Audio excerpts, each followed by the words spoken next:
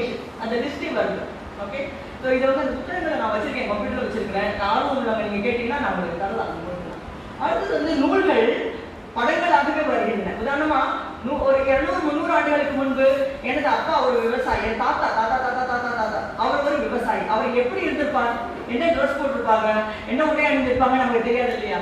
அதை காட்டக்கூடிய வகையில் ஏற்படைய 400 பக்கங்கள் கொண்ட ஒரு நூல். இதை நீங்க பாத்தீங்கன்னாக்கா இங்க வந்து காசுக்காரர், காசு ஒரு காசு பண்றவங்க, காசு விற்கிறவங்க சாதி செட்டி.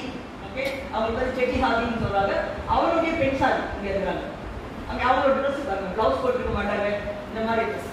ஓகே, இன்றைக்கு நம்ம வந்து மாற்றி சினிமா படம் எடுக்கும்போது நம்ம வெவ்வேறு ட்ரெஸ் தான் போட்டு விடலாம், அது வேற கதை. ஆனால் உண்மை நிலைமையை அவங்க அப்படியே படமாக்கி இருக்காங்க.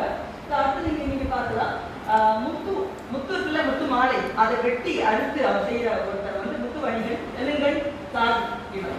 ஓகே, இவனுடைய மனைவி இங்க இருக்கிற பெண் வந்து இங்க இருக்கிற மனைவி வந்து இவங்க அவங்களோட பெண். இதே மாதிரி அத்தனை தொழில் சார்ந்த விஷயங்களையும் சேர்த்து காஸ்டா டி மலபாரிஷன் டி இண்டிஸ் அப்படிங்கிற ஒரு புத்தகம் வந்து இருக்கு. அது பிரான்ஸ்ல பண்ணியிருக்காங்க. என்னை பொறுத்த வரைக்கும் இந்த புத்தகத்தை நிச்சயமா தமிழ்ல நம்ம மறுபதிப்பு செய்து கொண்டு வர வேண்டும். அதுதான் தமிழ் நிலத்தோடு ஒரு 300 ஆண்டு காலத்து உடை, 400 ஆண்டு காலத்து உடையை வந்து மக்களுடைய வாழ்வியலை வெளிக்காட்டுகின்ற ஒரு நூலாக இருக்கு.